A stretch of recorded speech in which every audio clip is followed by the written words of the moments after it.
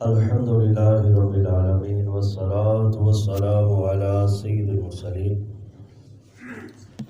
أما بعد فأعوذ بالله من الشيطان الرجيم بسم الله الرحمن الرحيم قال الله تبارك وتعالى في القرآن المجيد والفرقان الحميد يا أيها الذين آمنوا اتقوا الله حق تقاته ولا تموتن إلا وأنتم مسلمون صدق الله مولانا العظيم وصدق رسوله النبي الكريم الأمين الرؤوف الرحيم۔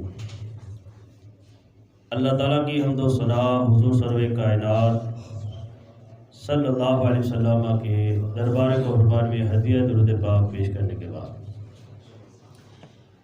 میرے محترم بزرگوں، یہ اللہ تعالیٰ کا کروڑ احسان ہے کہ اس نے ہم سب کو اپنے پیارے محبوب علیہ السلام کی امت میں پیدا فرمایا اور ہمیں اسلام کی دولت سے سرفراز فرمایا۔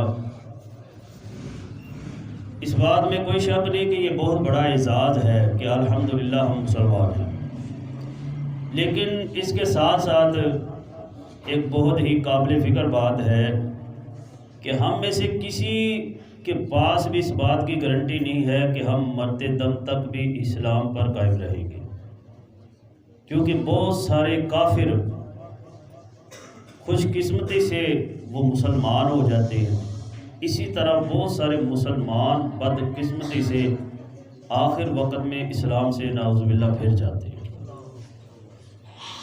ترمذی شریف کی ایک طویل حدیث پاک میں میرے آقا علیہ السلام نے واضح طور پر فرمایا کہ اولاد آدم کو کئی طبقوں پر پیدا کیا گیا ہے۔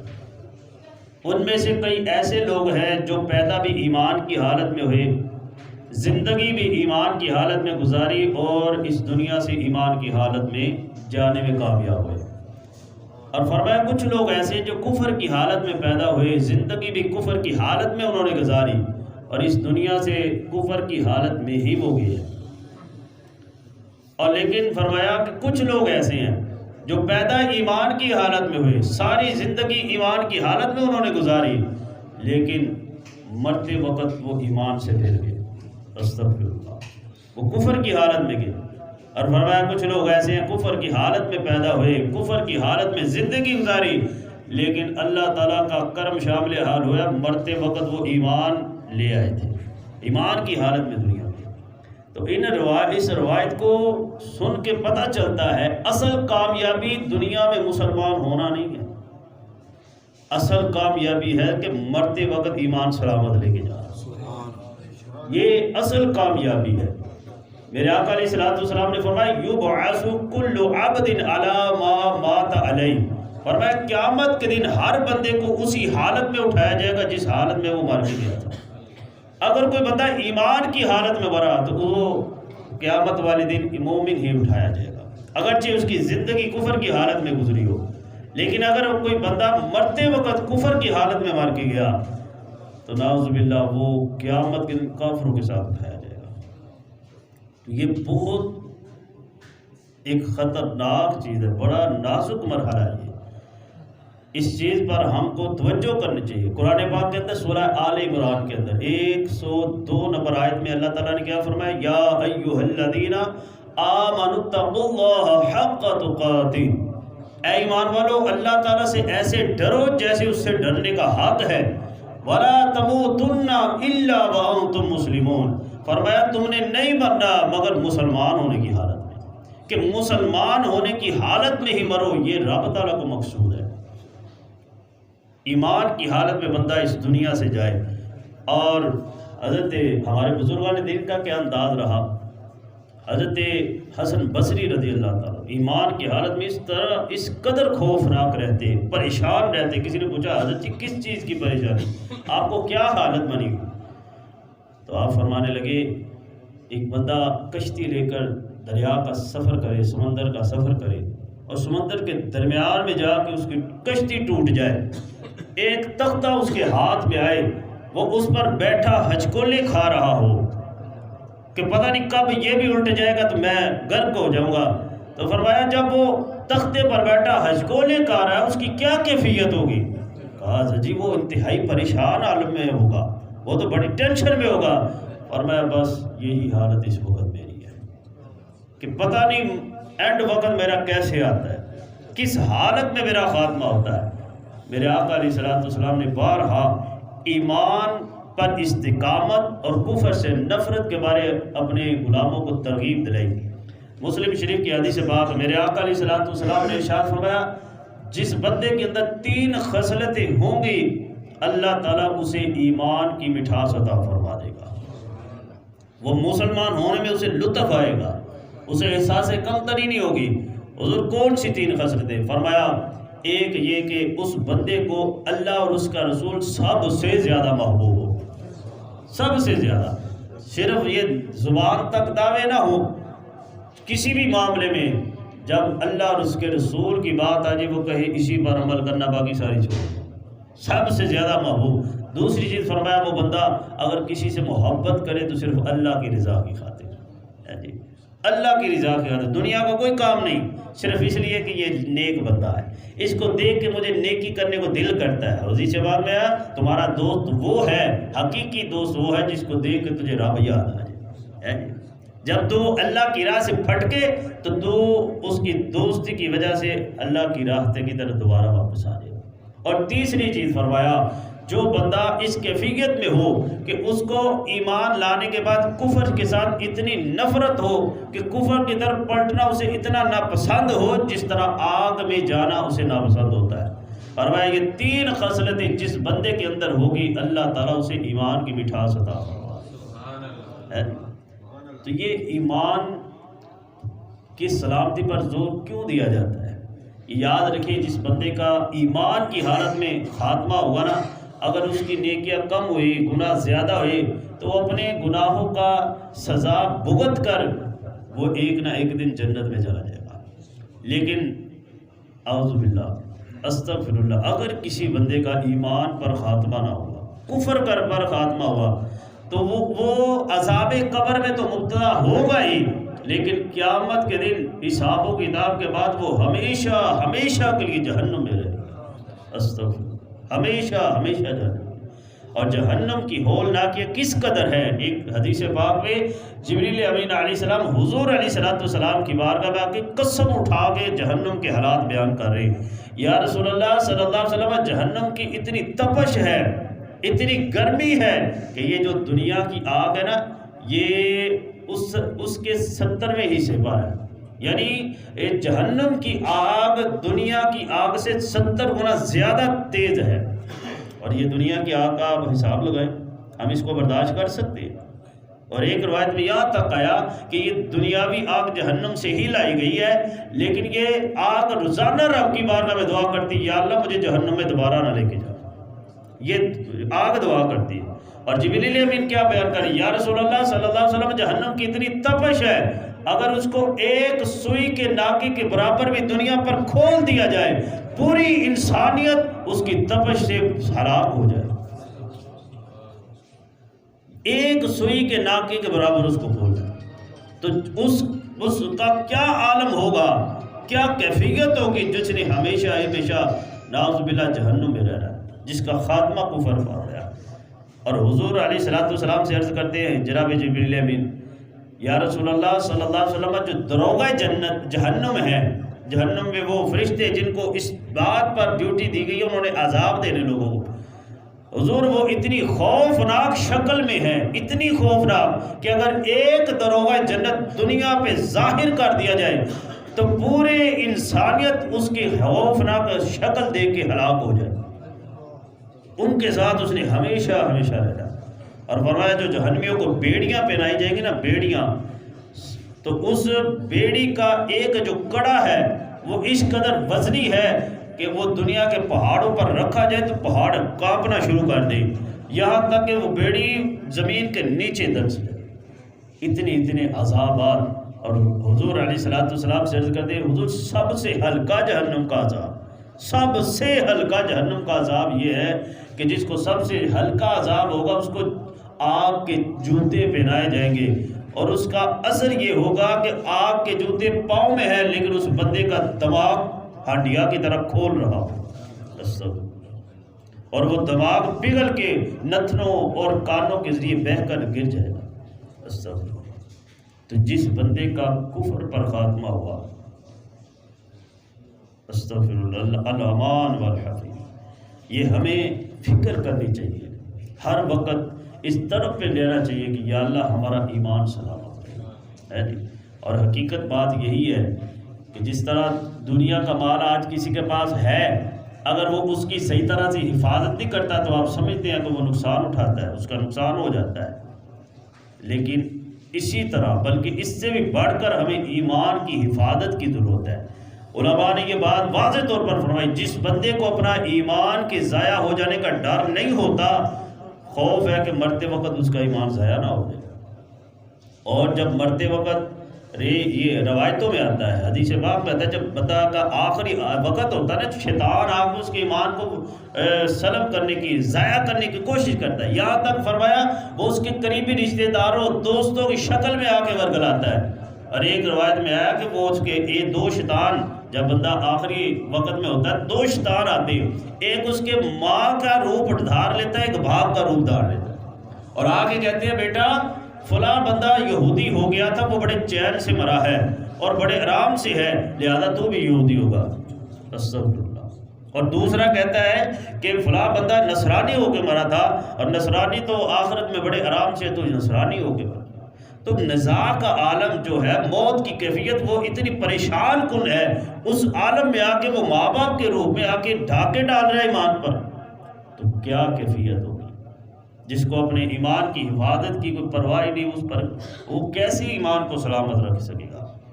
اور جبکہ ہمارے بزرگان دین کا عالم کیا، حضرت عبداللہ تستری رحمۃ اللہ تعالیٰ کے بارے میں آتا ہے، آپ کے بعد ایک شخص آیا اور آگے عرض کرتا ہے، یار حضرت رات کو نا میرے گھر میں چور آیا، آ کے میرے سارے گھر کا مال لوٹ کے لے گیا۔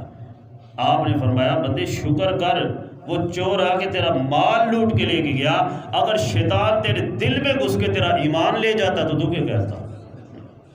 شکر کر تیرا ایمان سلامت ہے۔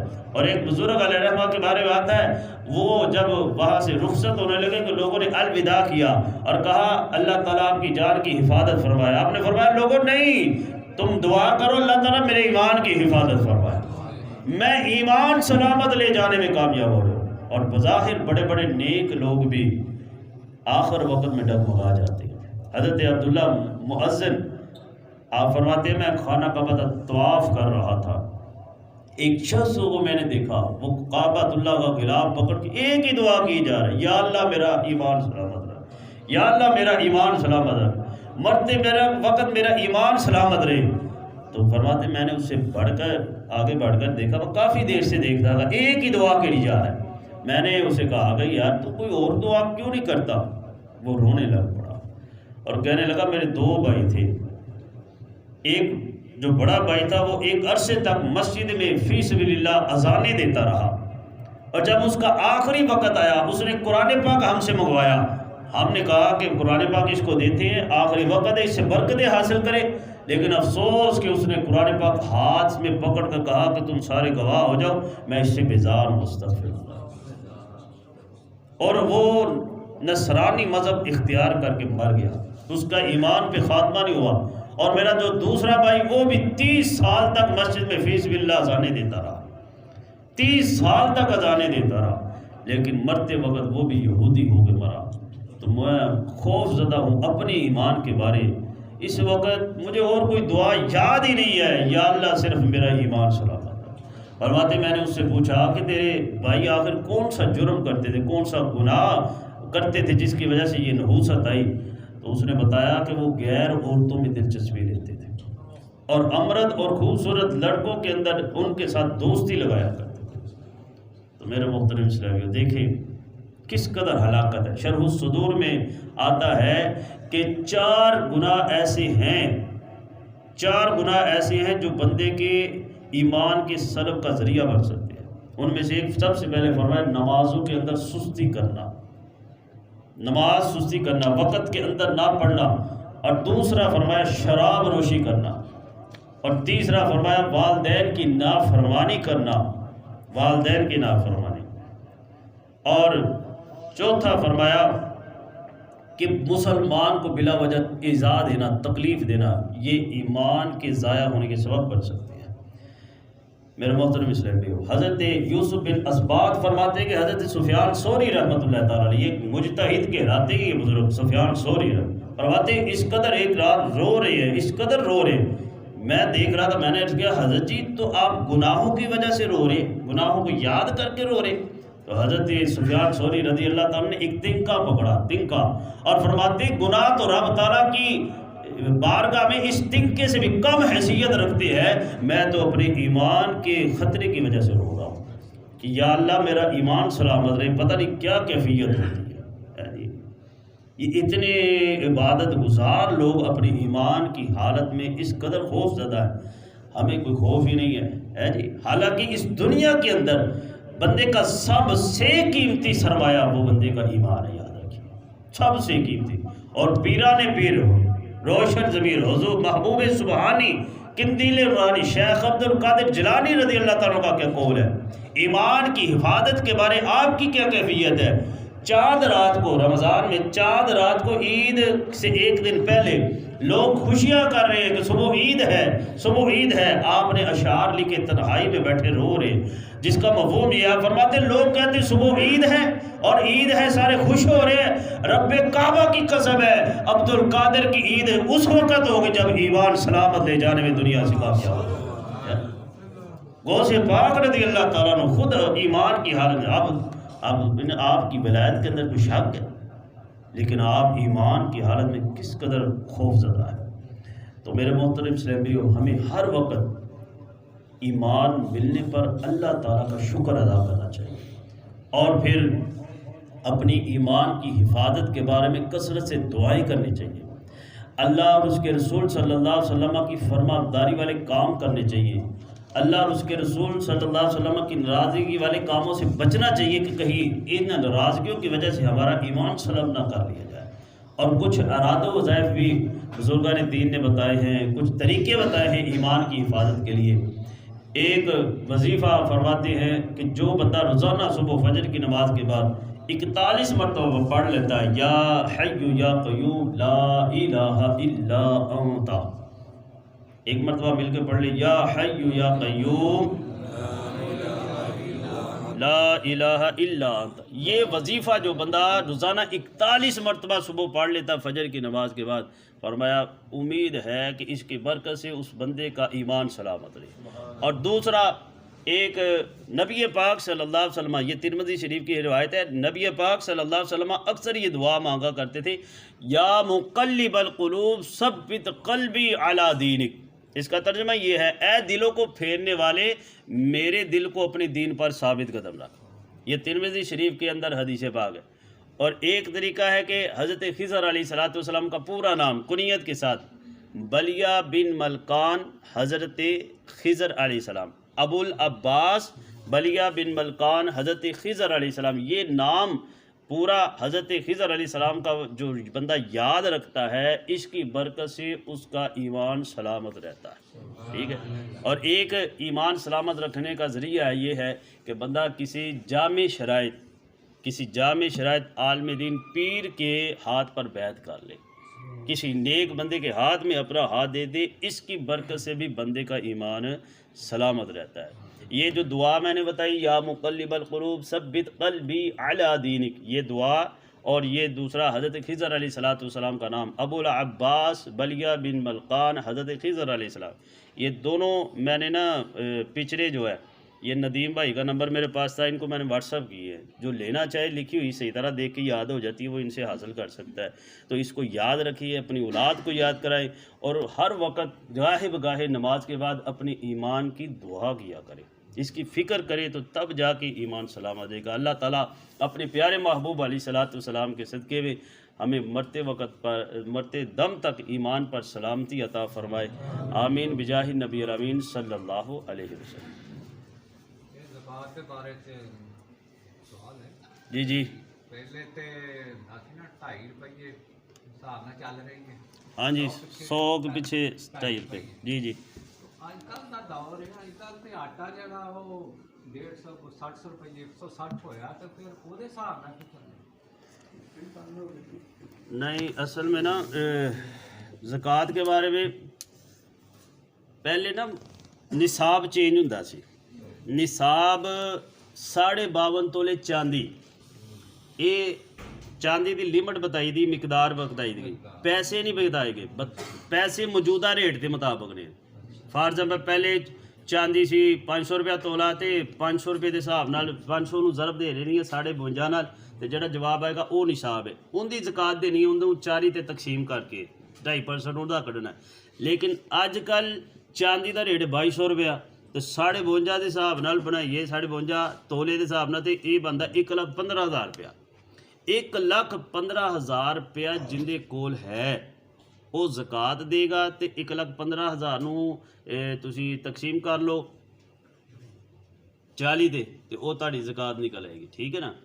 ਤੇ ਮਤਲਬ ਅਸੀਂ ਸ਼ਰੀਅਤ ਨੇ ਲਿਮਟ ਬਿਆਨ ਕੀਤੀ ਹੈ। ਇਹਦੇ ਕੋ ਕੈਸ਼ ਹੀ ਹੋਣਾ ਚਾਹੀਦਾ, ਕੈਸ਼ ਵੀ ਉਹ ਇੰਨਾ ਹੀ ਹੋਵੇਗਾ। ਕੈਸ਼ 2.5 ਦੇ ਹਿਸਾਬ ਨਾਲ ਦੇਗਾ ਜਾਂ ਕਿ ਨਹੀਂ 2.5 ਦੇ ਹਿਸਾਬ ਨਾਲ ਹੀ ਦੇਗਾ। ਉਹ ਕੈਸ਼ ਵੱਧ ਗਿਆ ਨਾ, ਕੈਸ਼ ਵੱਧ ਗਿਆ, ਪਹਿਲੇ ਕੈਸ਼ ਘੱਟ ਸੀ, ਹੁਣ ਕੈਸ਼ ਵੱਧ ਗਿਆ। ਜਦੋਂ ਉਹਦਾ 2.5% ਕੱਢਾਂਗੇ ਤੇ ਉਹ ਉਨਾ ਹੀ ਅਮਾਊਂਟ ਵੀ ਜ਼ਿਆਦਾ ਨਿਕਲ ਆਏਗੀ, ਜ਼ਕਾਤ ਵੀ ਜ਼ਿਆਦਾ ਨਿਕਲ ਆਏਗੀ।